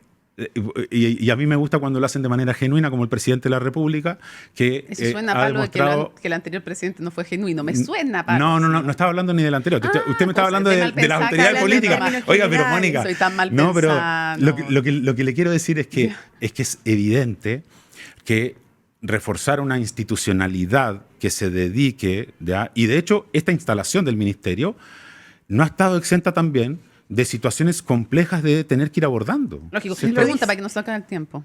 No, yo solo quería... ¿Ya quieren terminar? No, pero que como tenemos más temas... Como hay más temas, pero en estos esfuerzos... ¿Cuánto queda? Estos esfuerzos del gobierno de sacar adelante la agenda de seguridad, ¿cuánto les afecta? ¿Cree que haya un sector o partidos que los apoyan, que está cada uno empujando sus propios temas? Sin ir más lejos, hoy día un grupo de senadores de derecha empujando los indultos, que es una agenda distinta que el gobierno ha tratado de mantenerse al margen. ¿Cuánto los perjudica esta proliferación de temas paralelos al gobierno? Bueno, uno tiene que entender que todas las alianzas siempre son diversas, ¿ya? Y que la alianza de gobierno, ¿ya?, esta coalición que está gobernando, es bien variopinta, ¿ya? Y en ese sentido también hay que respetar que hay opiniones que a veces se ubican, para ir a la terminología simple, más hacia la derecha, otras más hacia el centro. Pero siempre lo importante es que todos ellos colaboren, apoyen el programa de gobierno, que apoyen al presidente de la República, y en términos generales entiendo que en las líneas estructurales todos están en esa línea. Por ejemplo, ahora acaba de lanzar el gobierno el modo empleo, ¿no es cierto? Todos se están alineando con el modo empleo, todos entienden lo importante de volver a generar empleos en nuestro país. Mi pregunta es otra, es si es que esta proliferación de agenda les perjudica o no, porque... de manera independiente que ustedes pueden tener la agenda y que ellos apoyen los proyectos del gobierno y que hasta ahora los votos eso al menos se ha visto. Mi pregunta es otra, si les perjudica o no que de forma paralelo estén empujando agendas distintas que muchas veces ponen en una situación incómoda al gobierno.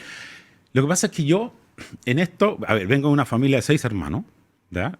Y siempre el disentimiento, que tú tuvieras opiniones distintas, ¿ya?, nunca fue mal visto.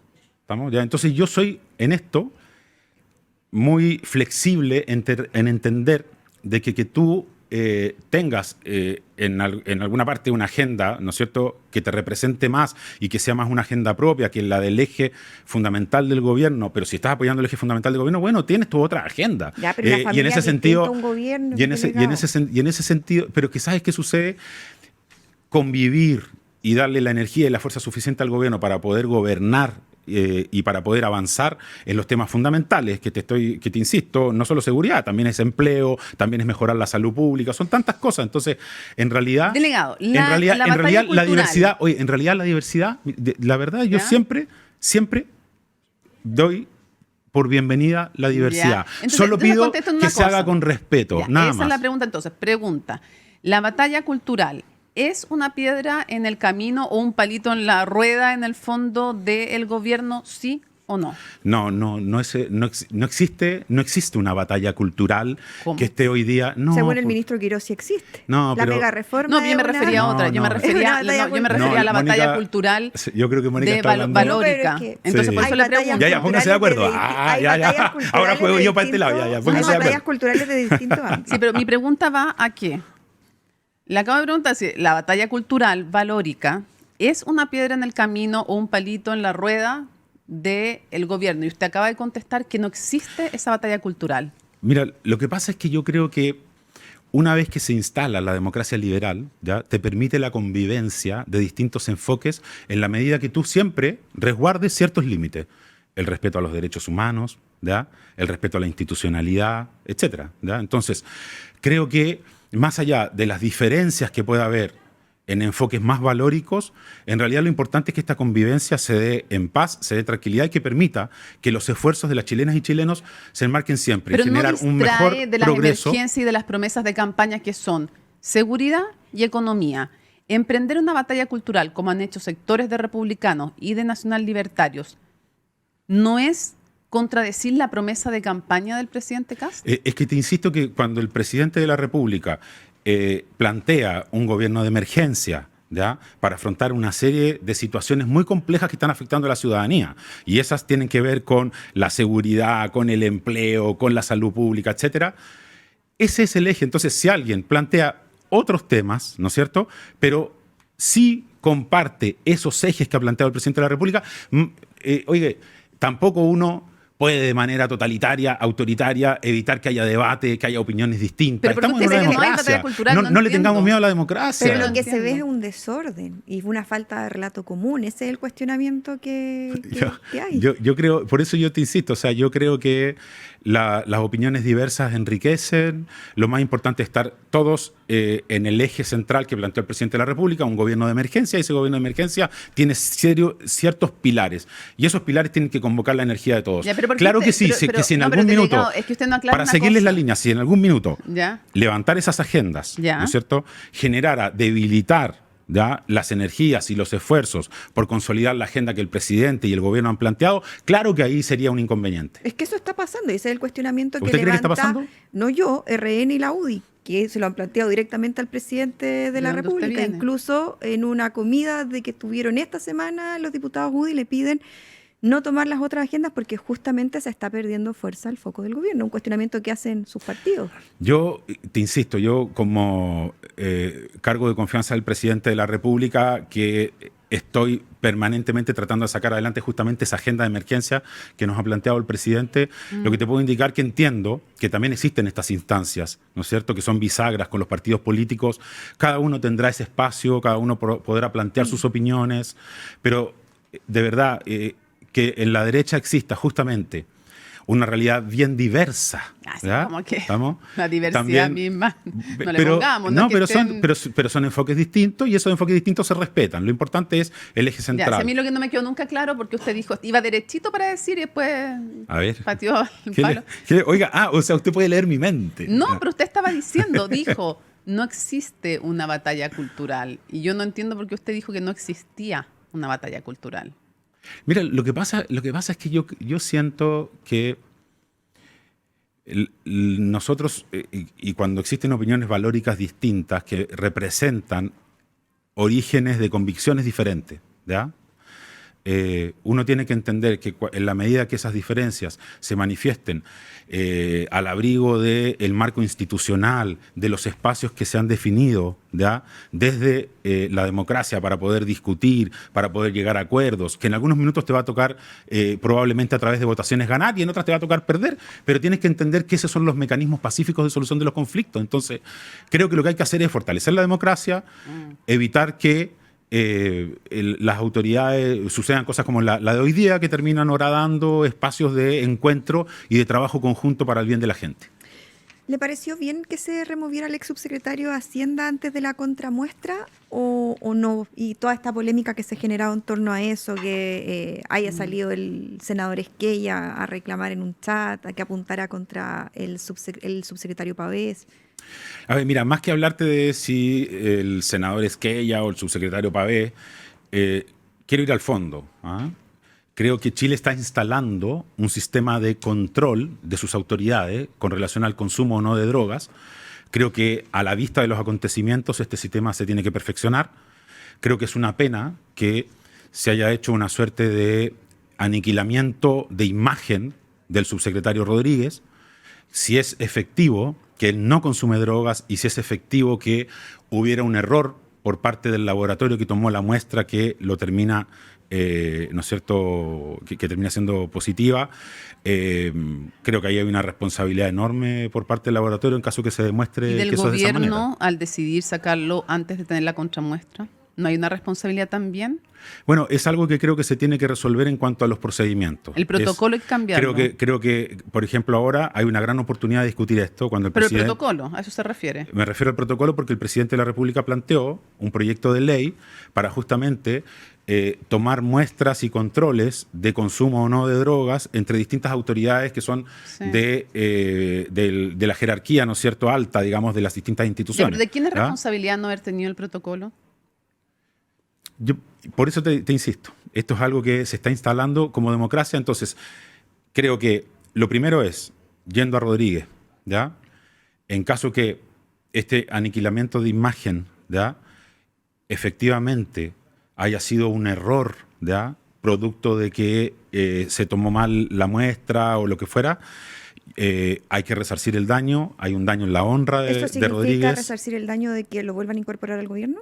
O sea, si la contramuestra, o sea, si todo, mira, si el procedimiento, ¿ya?, demostrara, porque entiendo que él está hoy día también iniciando, no sé si está iniciando algunas presentaciones judiciales, creo que él está también defendiendo su honra en este Estaba momento. pensando eso. Está ¿Ya? pensando en ¿Estamos? eso, ¿Ya? evaluando. Entonces, creo que lo más importante aquí es entender que si bien es cierto, tenemos que profundizar los mecanismos de control para asegurar la probidad y que no haya autoridades que estén influidas o por ser adictas a las drogas, ¿no es cierto?, bajo la dependencia y que se las pueda manipular con esa dependencia o que tengan vínculos con el narcotráfico, claramente también estamos hablando de una persona con nombre y apellido que a la vista de los antecedentes que han ido saliendo y de una prestigiosa universidad como la Católica, que toma muestras y dice, señor, la muestra muestra que esta persona no consumió droga en los últimos 6 meses, ya porque el pelo muestra los 6 meses para atrás.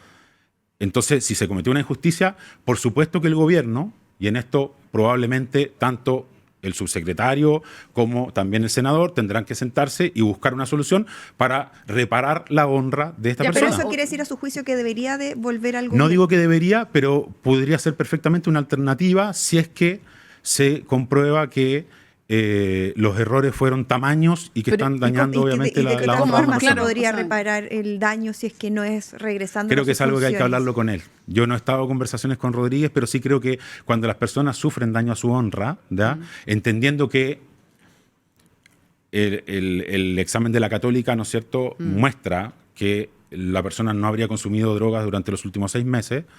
En el fondo creo que el escarnio público, el que te traten, ¿no es cierto?, de que estás consumiendo, y etcétera, creo que es muy doloroso, incluso también para su familia. Probablemente resarcir el daño pasa solamente o por un reconocimiento público del error o tal vez pasa por otras medidas. ¿Del error de quién? ¿Quién tiene que reconocer el error?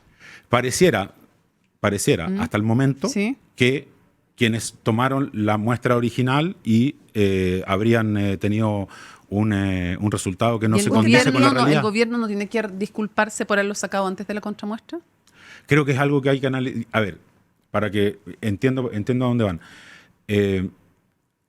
Siempre creo que uno tiene que genuinamente inspirarse por actuar con justicia. ¿Ya? ¿Estamos? Incluso más allá de situaciones que te puedan poner entre la espada y la pared de tener que reconocer errores. ¿Ya? Creo que este caso está abierto. Creo que los antecedentes, sobre todo de la Universidad Católica, muestran una persona que no consume drogas y por lo tanto a mí lo que me preocupa es el ser humano que está detrás. Pero a la vez cómo se mejoran los protocolos para que esto no vuelva a suceder, ¿ya? Si es que estamos hablando de que efectivamente se produjo un aniquilamiento de imagen de una persona que era pública y obviamente estaba también en un cargo de preponderancia a nivel país. Usted ha mencionado, al menos en 3 oportunidades, el examen, el resultado de la Universidad Católica. ¿Le da más credibilidad a ese resultado que al laboratorio que está licitado y que está haciéndole los exámenes al resto de las autoridades? Es que entiendo que el laboratorio que efectúa el examen no es un laboratorio licitado, sino que es una compra directa que se desarrolla. O sea, que fue el único oferente de la licitación. Ya. Creo que es un tema. Pero usted le da más credibilidad al resultado de la Universidad Católica. O sea, yo creo que la Universidad Católica en general en nuestro país goza de alta credibilidad. Yo hasta el momento no te pudiera dar una opinión en contrario de que la misma Universidad Católica te esté mostrando con un examen serio que no habría habido consumo de drogas por parte de Rodríguez. ¿Debería de reevaluarse quizás también el laboratorio donde se hace, el lugar donde se hacen los exámenes? De demostrarse que hubo errores, por cierto. Ahora, yo no sé cómo se va a demostrar que hubo errores, porque ¿qué más falta? ¿Qué más van a hacer? Es que eso es parte de lo que justamente el ex subsecretario me imagino que estará buscando, que se pueda establecer la verdad de los hechos, porque también está su honra, pero también me imagino que es un ámbito de desarrollo profesional. Cuando tú llegas a esa altura, ¿no es cierto?, de tu desarrollo profesional, probablemente te puede costar modificar, ¿no es cierto?, cambiar el timón y comenzar a desarrollarte en otro ámbito. Este es un ámbito en el que él necesita tener su credibilidad. ¿Usted le cree a Rodríguez? Yo le creo. ¿Usted le cree? Sí, por supuesto. ¿Y qué le parece, dado que le cree? Porque una cosa está bien, usted dice ya era lo que tenía que hacer el gobierno respecto de si salía o no salía, él está tratando de defender, ¿cierto?, su honra, dice usted, pero ¿le parece bien que el gobierno, teniendo este escenario donde hay un examen negativo, ¿cierto?, de un ente que usted dice tiene alta credibilidad, como la Universidad Católica, que el gobierno haya descartado tan tempranamente reincorporarlo a la misma función que él tenía y que ahora digan que están en búsqueda de un nuevo subsecretario de Hacienda? Lo que pasa es que ¿eso no le hace más daño a la honra si es que fuera el caso de que efectivamente no es un consumidor de drogas? Mira, lo que pasa es que yo creo que aquí, y así como también en el caso de las contribuciones, en el caso de la seguridad, etcétera, siempre tienes dos caras de la misma moneda. Yo, la cara con la que me quedo es que tenemos un presidente de la República, un equipo de gobierno que, frente a información que en ese minuto para ellos era información irrefutable, tomaron la mejor de las decisiones para proteger el ejercicio de esa función pública, ¿me entiendes? En ese minuto, que no existía la contramuestra de la Católica, etcétera, creo que ellos no tenían mucho margen de acción, ¿ya? Entonces, la verdad es que yo no quiero demonizar. La respuesta del gobierno de ahora de decir que él no va a volver, claro, y que no va a ser reincorporado a Hacienda fue después de que saliera el resultado, claro, de la Católica. O sea, ya tenían ese resultado en mano para contrarrestar. Y aún así descartan que vuelva al mismo lugar que él estaba ocupando. Ya, pero mira, te reitero que cuando se toma la decisión, ¿ya?, es una decisión que se toma con los antecedentes a la vista, y eso lo que tiene que darle la convicción a la gente en la casa es que tanto el presidente de la República como el ministro del Interior, que es el jefe de gabinete en la práctica, estuvieron dispuestos a alejar del cargo a una persona que la información con la que ellos contaban en ese minuto era que efectivamente había consumido. ¿Ya? ¿Estamos? Ahora, posteriormente se van desarrollando los acontecimientos y aquí, como te digo, también a uno tiene que inspirarlo siempre la justicia y en ese sentido iremos viendo, me imagino yo, cómo se desenvuelven los acontecimientos, la información y las acciones que tome el ex subsecretario. Pero aquí estamos en un gobierno, si el ministro del Interior establece, ¿no es cierto?, una línea de trabajo, una línea de acción, todos los que estamos, incluso los delegados presidenciales que somos parte de ese Ministerio del Interior, ¿ya?, y que nuestro interlocutor con el presidente de la República es el ministro del Interior, tenemos que entender que hay una jerarquía y que el ministro es el que establece cuál es la línea, ¿no es cierto?, editorial del gobierno en este sentido. ¿Y lo de Esquella, el cuestionamiento, le pareció una falta de respeto? El senador que es elegido, ¿no es cierto?, con votación popular, incluso tiene su fuero parlamentario, creo que tiene la libertad de poder opinar, y hay que entender que las opiniones y justamente la diversidad política que tiene nuestro sector enriquece al sector, y en este caso ojalá que esto dé finalmente con una solución que permita abordar el problema a la honra que se le ocasiona a Rodríguez, según lo que establece la Católica, que dice que no consumió ya droga y que creo que es algo que hay que solucionar en cuanto a los protocolos. Claramente, el gobierno se enfrentó a un tema de protocolo y aquí también hay que profundizarlo. Por eso, el proyecto de ley que el presidente envía, ¿ya?, la idea de legislar con relación a este tema, me parece a mí fundamental, porque el presidente da en el clavo, dice, tenemos que garantizar que las autoridades no estén sometidas al consumo de drogas para que no puedan ser manipuladas o no se vinculen con grupos de narcotraficantes, pero a la vez, obviamente, esto tiene que abrirse en una discusión en el Congreso donde se establezcan los mejores protocolos y las mejores normas para poder garantizarlo. Ahora, bueno, en ese proyecto se va a incorporar a los delegados también, entiendo. Sí, muy bien. Y ahí, ¿Usted no se ha hecho hasta ahora? Y de hecho me lo he realizado ya. ¿Usted se lo ha hecho? Sí, ¿Cuándo sí. se lo hizo? Me lo hice al inicio del gobierno. Ah, ¿en serio? ¿De pelo o de orina? De pelo. ¿Y a usted le haría El de orina creo que no sirve mucho. Creo que el que le diga a usted que le hizo de orina solo no... unos días de atrás. No sé, ¿cuánto El mide? del de orina. Son unos días. Son 2 días. Sí, son unos Ah, ¿en días serio? atrás. Tampoco. Yo El creí de que pelo más. dura entre 3 a 6 6 meses. meses. No, sí, eso sabe. ¿A usted le daría Ahora le cortan tranquilidad? así, Ahora le cortan sí un mechón ¿De enorme. dónde le saca? Delegado, ¿a Me dejaron usted, más pelado aquí. ¿a usted le daría tranquilidad que, porque si se aprueba la normativa de forma expedita y sigue este mismo laboratorio, le daría tranquilidad que ese laboratorio le tomara las muestras a usted? No. Eso dice todo. Pasemos a nuestro lado. ¿Y ese se lo tomó o se lo hizo en otro ¿Perdón? lado? No, ¿La que usted se hizo? En la... puedo hablar de una clínica, Sí, no ¿cierto? importa. Sí. En la clínica Indisa, Ahí se lo hizo usted. que es uno de los proveedores que está como certificado en estas lides.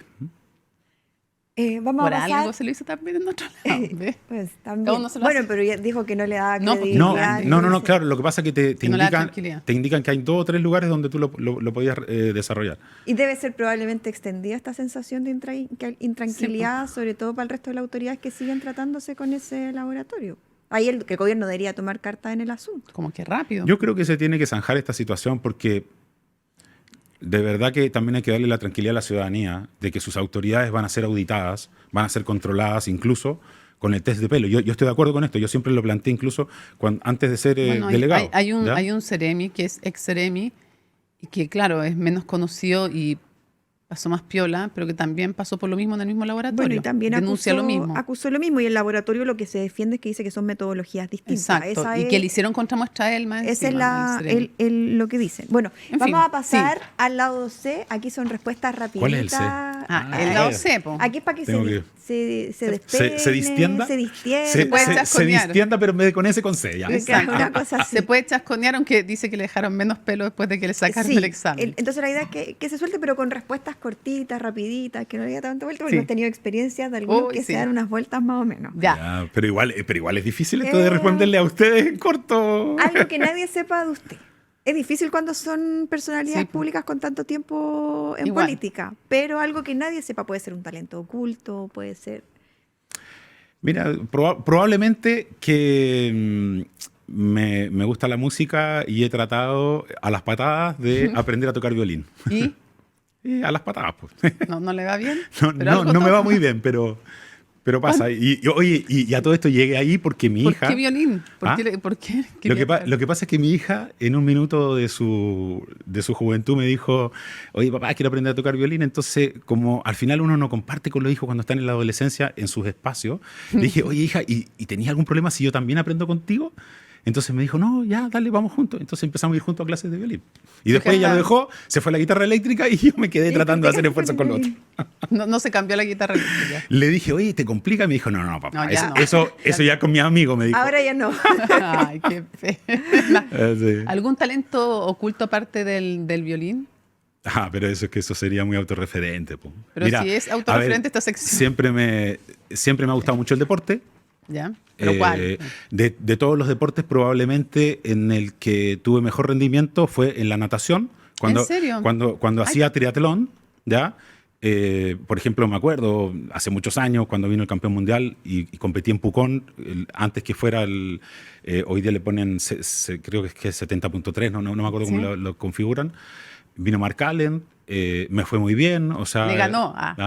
No, por cierto que no. Po. Y aparte que también estaba Cristian Busto, estamos hablando de referentes muy buenos del triatlón que siempre tuvieron rendimientos descollantes, pero lo que te quiero decir es que en ese ámbito me iba muy bien y yo lo había fortalecido porque me habían hecho una operación aquí, ya, Ay. que no sé si alcanza a ver Sí. que tengo como una operación. Sí, tiene como no sé, se ve como un hueso. Claro, sumado. sí, claro. ¿Ya? Lo que pasa es que se equivocaron con una operación que me la hicieron en un lugar que no deberían. Me sacaron Broma.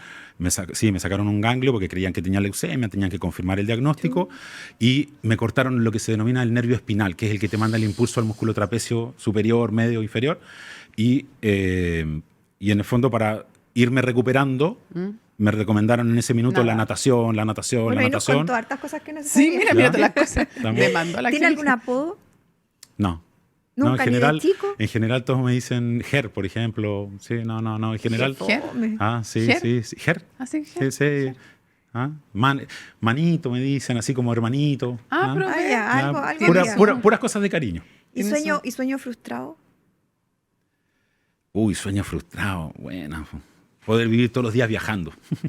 Bueno, lo comparto. Estaría muy lindo Suscribo. poder estar conociendo el mundo, los rincones, las culturas, los sabores.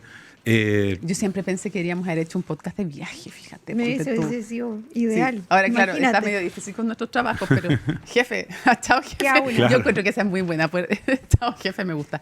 Oye, tengo una curiosidad que me acaba de surgir. Cuando fue esa caída en Puente Alto del presidente Piñera y todo eso que fue meme, Sí. fue como meme mundial. Oye, impresionante, porque después Heavy. también siguió como la reproducción de memes nuevos. pues, porque ¿Ah? Se ha ponían a gente recordado nueva. hasta ahora, Sí. sale una emergencia y aparece. Y aparece ¿qué le dijo el expresidente? Dígala firme, cuando se cayó. En ese minuto, fíjate que, primero, en ese minuto no nos dimos cuenta la difusión que iba a tener el acontecimiento. ¿Ya? Y yo estaba ese día, tenía una capacitación y una de estas dinámicas de trabajo en equipo con los equipos de la municipalidad. Entonces voy llegando después a la actividad con los equipos de la municipalidad y empiezo a mirar el celular y empiezan a caer mensajes. Meme Me tras meme. me llaman de la radio. ¿Y qué pasó? O sea, y en ese minuto, a mí lo que me preocupó del presidente es que se había rajado la camisa como con uno de los clavos, porque la noche anterior igual había caído como una pequeña garúa en esa zona. Ya. ¿Ya? Entonces había quedado muy jabonoso. Toda la tierra de la demolición había quedado muy jabonosa. Entonces yo le insistía al presidente, le decía, oiga, presidente, no vaya por ahí porque es peligroso, no vaya por Usted ahí. le dijo que no se metiera. Yo No, pensé que casi claro, que usted sí, lo había po. alentado a que fuera. No, yo le dije, presidente, por ahí no. Y cuando veo que el guardaespaldas de él, Ya. en ese minuto el escolta, en realidad ese es el término, el escolta se queda, yo lo miro y le digo, pero vamos porque puede pasar algo aquí. Y habían cortado las enferraduras, estos edificios tienen como unas enferraduras, y las habían cortado y habían quedado como a esta altura. ¿Ya? Entonces, de verdad que un tropiezo en un lugar inadecuado pudo haber significado una situación mucho más grave para el presidente. Y me acuerdo que ese día, él lo que reportó en los medios, que llegando a la Moneda estaba sangrando en la espalda, claro, se ve que con alguno de los clavos o con algo se había pasado a llevar. Delegado presidencial Germán Codina, muchas gracias por acompañarnos A en ustedes. este Muchas gracias. nuevo capítulo de Cómo te lo explico. Y nosotras con esto nos despedimos, Pero pero no, los dejamos invitados a que vean un video de Muy importante. uno de nuestros auspiciadores de la Universidad Andrés Bello. Nos vemos. Chao.